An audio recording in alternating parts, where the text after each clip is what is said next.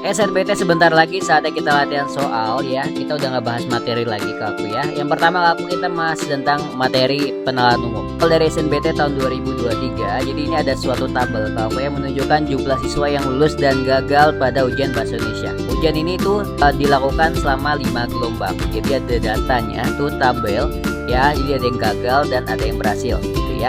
Yang pertama data gelombang 1 itu 26 sama 14, berarti itu ada totalnya 40. Nah 28 sama 12 berarti ada 40. Gelombang ketiga itu 32 sama 28 tuh berarti berapa? 60. Dan yang gelombang keempat dia ada 25 sama 15 berarti berapa? 40. Totalnya yang ke 5 itu ada 14 sama 16 berarti totalnya 30. Nah cara ngitung ini kan agak susah ya, agak tricky ke aku ya, karena ini cukup lumayan lama ya. Nah ada cepatnya nggak bang? Ada ya. Kalau aku cara yang cepatnya ini kalau aku ngitung selisihnya ya, aku hitung paling selisih paling besar ya. Caranya gimana? Kakak tinggal kurangin aja yang lulus dikurang yang gagal, yang paling banyak itu yang benar. Itu cara aku ya. Misal 26 dikurang 14 berapa?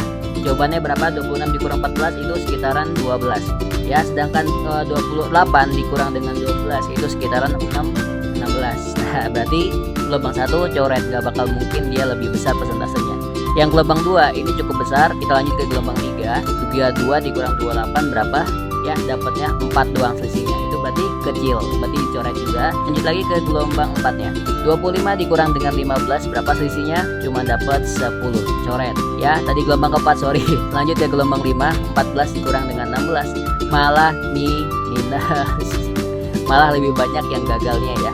Oke, berarti yang kita tahu jawabannya itu adalah yang kedua. Berarti jawabannya yang B. Kita lanjut ke soal yang kedua. Ini soal dari SNBT tahun 2023. Ini ada diagram laku ya, data yang menunjukkan persentase dari kelulusan kelas 12A ya dan kelas 12B.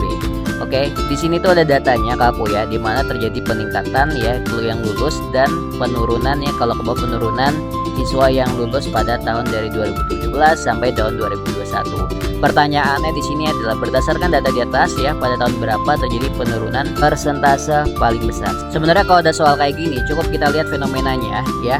Penurunan paling besarnya apa? Kita langsung fokus ke pertanyaannya. Berarti persentase paling besarnya di situ tuh terjadi pada tahun 2019 sampai tahun 2020. Jujur ini aku kurang paham karena ini ketebalannya hampir sama. Jadi tapi yang jelas di sini itu yang tipis itu yang kelas 12B. Nah, berarti Kaku yang tipis itu yang turunnya paling besar pada tahun 2019 sampai tahun 2020. Berarti kelas 12B pada tahun 2019 sampai 2020 itu yang persentase paling tinggi. Kita jawab langsung yang D.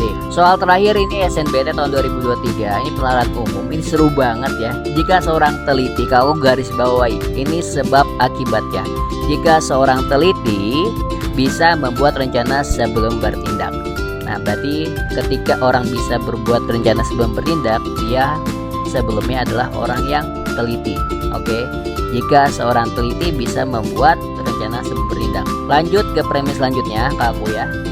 Jika orang itu tidak suka membuat rencana, kesimpulannya apa? Kita nggak usah langsung baca keseluruhan ya Kaku. Kita cukup 2 kalimat itu aja. Jika orang itu tidak suka membuat rencana, kesimpulannya orang itu tidak teliti. Cukup di situ, tidak usah dibahas-bahas lagi.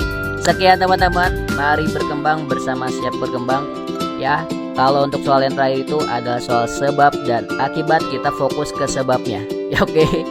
Jangan lupa teman-teman dibantu subscribe-nya. Mari kita berkembang bersama, Siap Berkembang. Kita latihan soal terus.